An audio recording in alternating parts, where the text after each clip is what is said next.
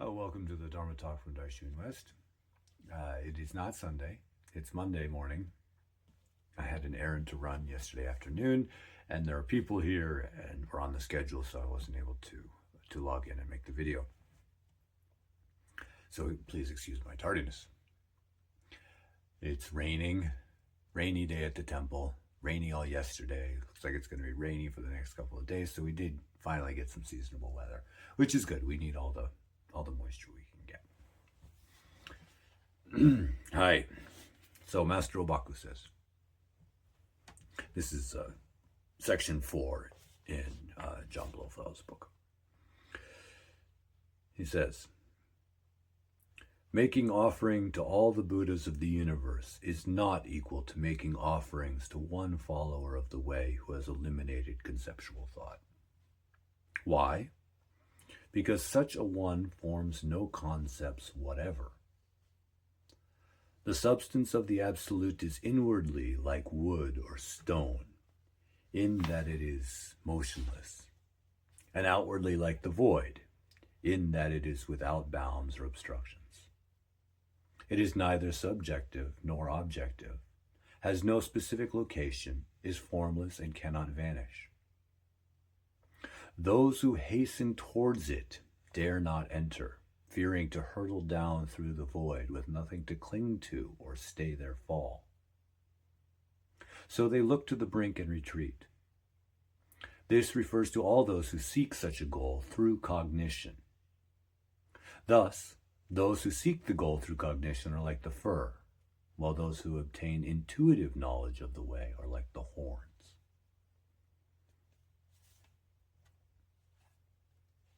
And he has a note here on that last sentence. Those who seek the goal through the cognition are like the fir, parentheses, many, many little hairs, as opposed to those who obtain intuitive knowledge of the way, who are like the horns. And usually there are just two of those, right? So few, he says. So there's sort of echoes of the Diamond Sutra in this particular passage, I think. If you're familiar with the Diamond Sutra, you recall the Buddha is asked, in what way should we give dana? Should we give offerings? I don't have it right in front of me here, but the Buddha says,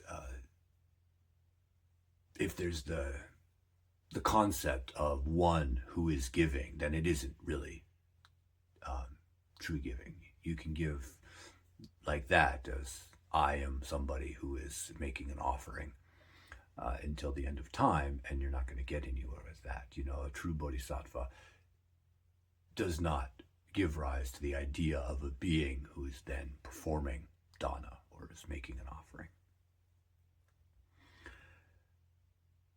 He says, Master Obaku says, making offerings to all the Buddhas of the universe is not equal to making offers to one follower of the way who has eliminated conceptual thought. Why? Because such a one forms no concepts whatever. Because the substance of the Absolute is inwardly like wood or stone, in that it is motionless, and outwardly like the void.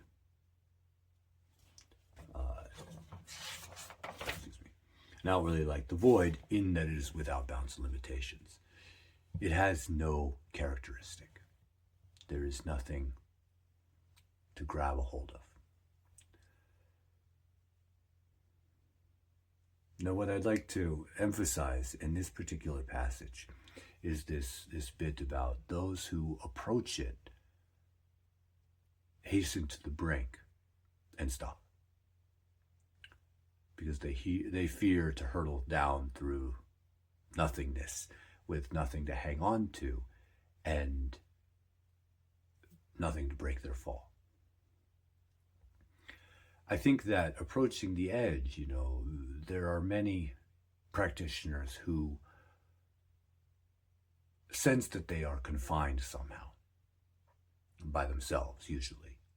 If we're not completely stupid, I think well, that's what that was my assessment of my situation when I started the aspiration towards practice at the beginning. I understood that I was inherently self-deceptive, and that I was going to need help not being self-deceptive anymore. It wasn't something that I was going to be able to do by myself, sitting by myself, reading books by myself, and rarely talking to anybody about the sort of questions that I had at all.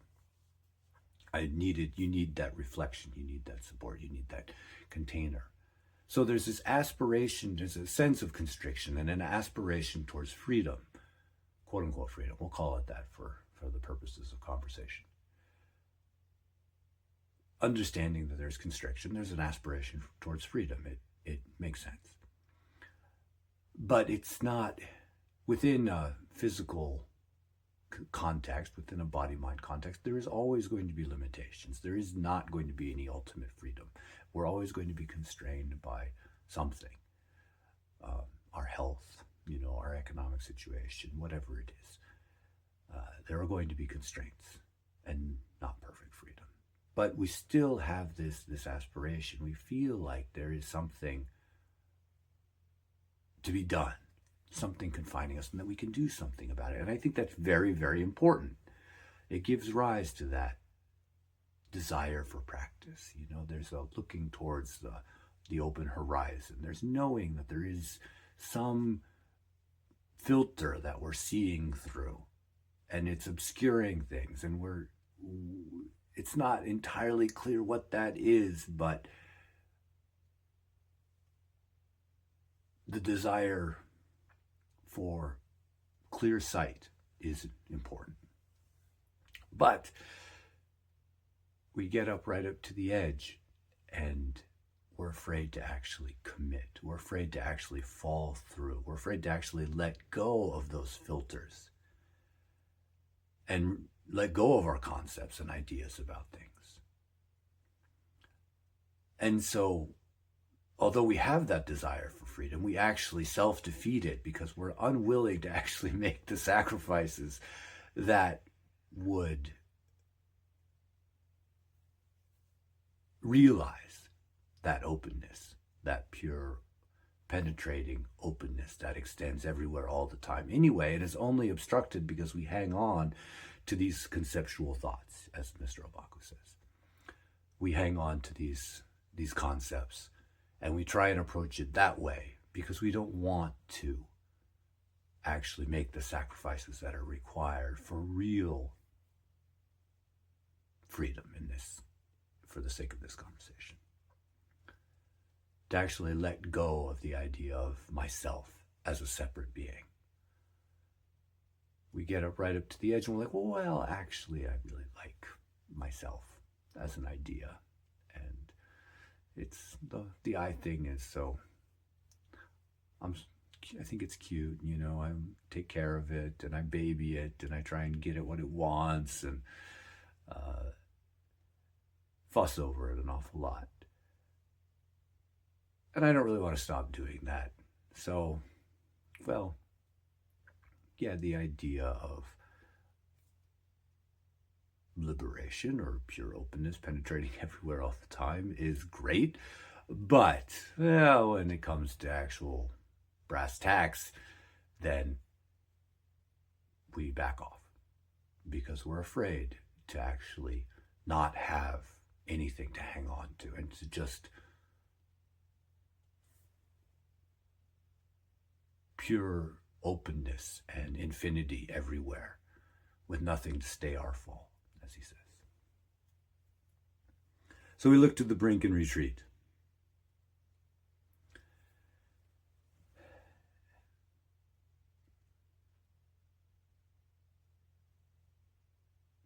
And I don't think we should interpret that as failure either. I think that the process of practice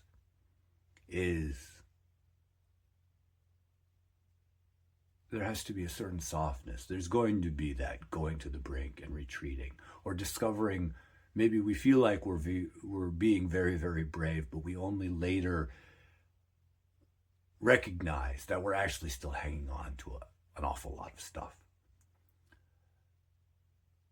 So there has to be a certain softness and forgiveness and consistency of effort, and seeing that, okay, we are still clinging to things. We did, we were afraid. We weren't ready. It didn't happen for us yet. And we have to just keep on resolving, noticing that we're still clinging to things, and resolving to let go, to open and relax, and let those concepts, let that tightness, that attachment to ourself go. Attachment to ourself, attachment to our concepts and ideas, preferences for how our life should be, all the things. When experiencing difficulty, there will be that sense of contraction where I don't want it. I don't want it. And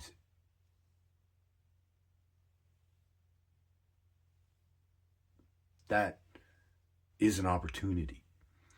It's an opportunity to get out, because seeing that constriction happens, we can say, well, I'm okay, I don't want it.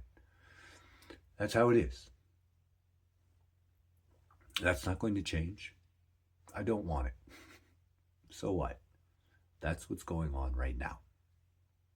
And I resolve to be open to it, to say yes to it, even though I don't want it. The not wanting to, I'm also open to.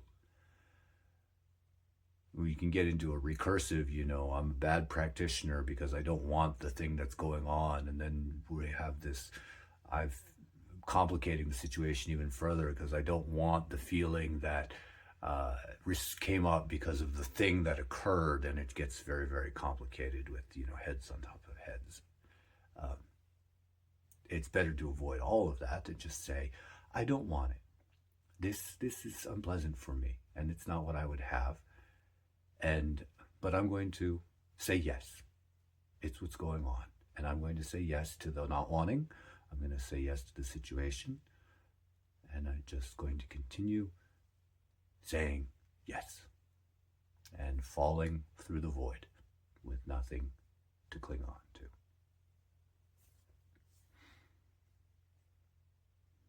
Okay, that's enough. Arigatou gozaimasu. So, next Sunday, same time, same station. I don't think I have anything coming up. If you want to get in touch with the temple, as always, contact at Daishu-in-west.org, and that will come straight to me. Get in touch if there's anything I can do for you.